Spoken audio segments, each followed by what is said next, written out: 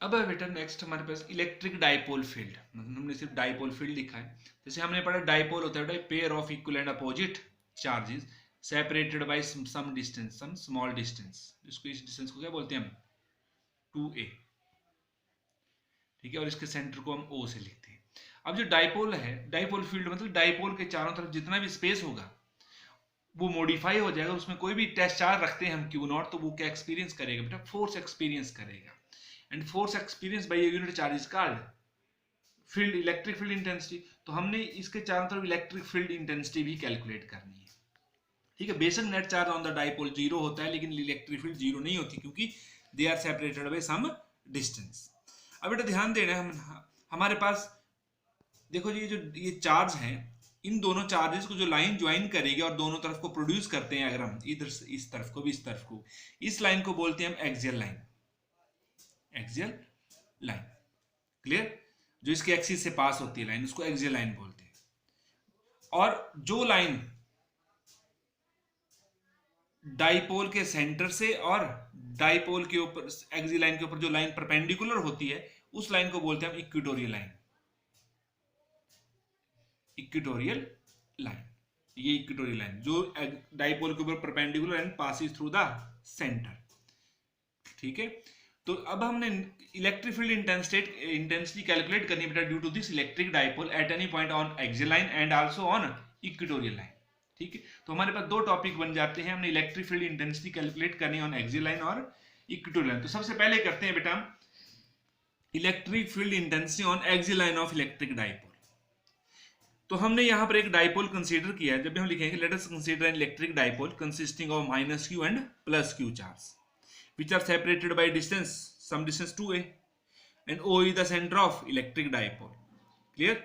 अब axial line पे calculate करनी तो हम लेट अस फाइंड, हम इस साइड भी ले सकते हैं हम उस साइड भी ले सकते हैं। तो हमने यहाँ पर ले लिया let us calculate the electric field intensity eight point P। इस P पॉइंट के ऊपर हमने इलेक्ट्रिक फील्ड इंटेंसिटी कैलकुलेट करनी है ड्यू टू इलेक्ट्रिक डाइपोल। और ये P पॉइंट कहाँ पर लाई कर रहा है, एक्सियल लाइन पे लाई कर रहा है बेटा, जो डाइपोल है। ठीक है, एंड कौन से कितने डिस्टेंस पे, जो डाइपोल का सेंटर है वहां से ये कितनी दूर पे बेटा, आर दूर पे। OP is equal to R. Clear, अब हमने, अब यहां पर कितने चार्जेस हैं हमारे पास, दो चार्जेस हैं, एक प्लस क्यू चार्ज है दूसरा माइनस क्यू चार्ज। तो प्लस क्यू चार्ज के कारण भी इलेक्ट्रिक फील्ड होगी और इस माइनस क्यू की चार्ज के कारण भी क्या होगी बेटा, इलेक्ट्रिक फील्ड होगी। तो हमने मान लिया let E1 be the electric field due to plus Q charge. जो पॉजिटिव चार्ज है इस पॉइंट के ऊपर कितनी इलेक्ट्रिक फील्ड है, E1। और पता है आपको पॉजिटिव चार्ज के कारण क्या होता है, electric field away from the charge. तो इलेक्ट्रिक फील्ड कहां होगी बेटा, इस डायरेक्शन में होगी। अब हमें उसका मैग्नीट्यूड निकालना है। तो magnitude of electric field at point P due to plus Q charge कितना आएगा, वो आपने पढ़ा है 1/4 पे एप्सिलॉन क्यू अपॉन डिस्टेंस का स्क्वायर। अब इस चार्ज से कितना डिस्टेंस है, BP का स्क्वायर। तो कितनी आ गई बेटा magnitude of electric due to plus Q charge, हमने उसको E1 मैग्नीट्यूड मान लिया, तो उसका मैग्नीट्यूड कितना आएगा 1/4 पे epsilon Q upon BP square. BP square तो कितना बन जाएगा, BP इज व्हाट। अब बेटा BP कितना है ये ध्यान देना है, BP ये OP, ये हमें पूरा पता है OP R है, और ये आधा डाइपोल का आधा A है, क्योंकि पूरा डिस्टेंस 2 है तो ये A है। अब R में से A घटाएंगे तो कितना बच जाएगा हमारे पास BP। तो BP कितना है R माइनस A, ये आ जाएगा। तो एक BP R माइनस A का होल स्क्वायर। तो ये बन गया बेटा electric magnitude of this electric. और ये कहाँ एक्ट करेगा, it acts on BP produced. ये जो BP है, BP को हम इस तरफ को बढ़ाएंगे तो उस तरफ को इलेक्ट करेगा, B से P की ओर, लेकिन आगे की तरफ को P इधर को प्रोड्यूस करेंगे, हम आगे को बढ़ाएंगे तो इस साइड को। क्लियर, अब हमने इस चार्ज के कारण इलेक्ट्रिक फील्ड आ गई। अब हम किसके कारण निकालेंगे बेटा, माइनस क्यू चार्ज के कारण इस पॉइंट के ऊपर इलेक्ट्रिक फील्ड। ये फॉर्मूला वही है 1/4 क्यू अपॉन डिस्टेंस का स्क्वायर। अब यहाँ पर क्यू मतलब मैग्नीट्यूड ऑफ चार्ज लेंगे माइनस क्यू का, तो कहाँ आएगी बेटा हमारे पास, कितना आएगा इस पे Q/4, डिस्टेंस कितना बन जाएगा यहाँ पर AP का स्क्वायर। लेकिन AP इज व्हाट, अब हमें ये R पता है बेटा, ये इतना और जुड़ जाएगा, इतना क्या है आधा है A, R प्लस A बनेगा यहाँ पर। तो माइनस क्यू चार्ज के कारण इलेक्ट्रिक फील्ड कितनी मान ली बेटा हमने, if E2 is the electric field due to minus Q charge. ठीक है, और कौन से पॉइंट है, P पॉइंट पे ही कैलकुलेट करें हम। तो मैग्नीट्यूड ऑफ इलेक्ट्रिक फील्ड कितना आएगा due to minus Q charge, 1/4 पे epsilon Q upon AP square. और AP आपको बताया अभी मैंने कितना होता है, R प्लस A का होल स्क्वायर। और ये कहाँ एक्ट करेगा, ये नेगेटिव चार्ज है बेटा, नेगेटिव चार्ज के इलेक्ट्रिक फील्ड कहाँ होती है, टुवर्ड्स द चार्ज। अब इस चार्ज को भूल जाओ, इस पॉजिटिव वाले को फिलहाल, तो माइनस क्यू चार्ज करना, इलेक्ट्रिक इधर को होगी और वो कहाँ आएगी, पी से ए की तरफ, अलोंग पी ए, पी से ए की तरफ को। तो यहाँ ये टेक्स अलोंग पी ए, ये टेक्स अलोंग पी ए।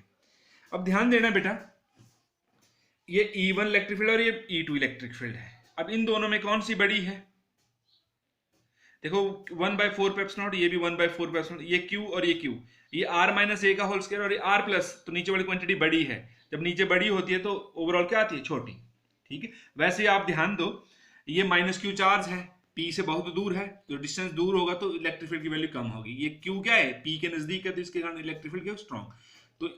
तो Q के प्लस Q के कारण हमने E1 मानी और इसके कारण E2 मानी। और ध्यान देना, E1 इस तरफ को और E2 इधर को है, और दोनों क्या है, अपोजिट है और एक ही लाइन पे, मतलब कॉलिनियर है और अपोजिट डायरेक्शन में। तो हमने पढ़ा है बेटा, जब अपोजिट डायरेक्शन में होते हैं दो वेक्टर, तो उनका जो मैग्नीट्यूड आता है वो a माइनस बी या b माइनस ए, मतलब बड़े में से छोटे को घटाते हैं। और नेट इफेक्ट किस तरफ है, जो बड़ा वेक्टर है। तो हमें पता है कि जो E1 क्या है, E plus Q B plus Q के कारण स्ट्रॉन्ग फील्ड है, तो नेट स्ट्रेंथ इस तरफ को आएगी बेटा, इलेक्ट्रिक फील्ड की वैल्यू इधर को आएगी, क्योंकि ये वैल्यू स्ट्रॉन्ग है, क्योंकि ये नजदीक है। और ये जो E2 है, ये माइनस क्यू के कारण दूर के कारण है, तो वो दूर है, तो इसके कारण इस फील्ड भी क्या होगी, वीक होगी। लेकिन हाँ, दोनों अपोजिट डायरेक्शन में है, तो इन दोनों से क्या करें, माइनस, तो नेट इलेक्ट्रिक फील्ड कितनी आएगी, ए माइनस, मतलब E1 माइनस E2। और स्ट्रेंथ किस डायरेक्शन में आएगी, नेट ई की डायरेक्शन में। तो ध्यान देना है।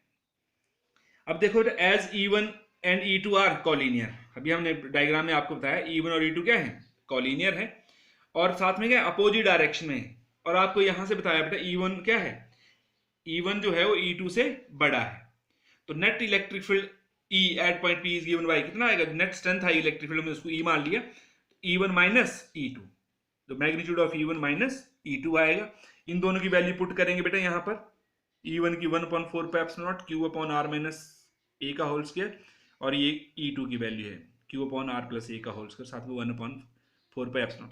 इन दोनों में क्या कॉमन है बेटा, 1/4 पे एप्सिलॉन और साथ में Q क्यूब, हमने ये ले लिया बाहर, Q अपॉन 4 पे एप्सिलॉन बाहर ले लिया। यहाँ पर क्या बच गया, 1/R माइनस ए का whole square minus 1/R plus a का होल स्क्वायर। इन दोनों का एलसीएम लेंगे, ये आ गया बेटा एलसीएम, R माइनस ए का whole square R plus a का होल स्क्वायर। तो इससे ये कट जाएगा, क्या बचेगा, R प्लस ए का होल, इसको ऊपर ले जाएंगे तो 1 से गुणा करेंगे, R प्लस ए का होल स्क्वायर, फिर माइनस R प्लस ए का होल स्क्वायर से इधर नीचे डिवाइड करेंगे तो ये कैंसिल हो जाएगा, क्या बचे, R माइनस ए का होल स्क्वायर, तो यहाँ पर ये आ जाएगा।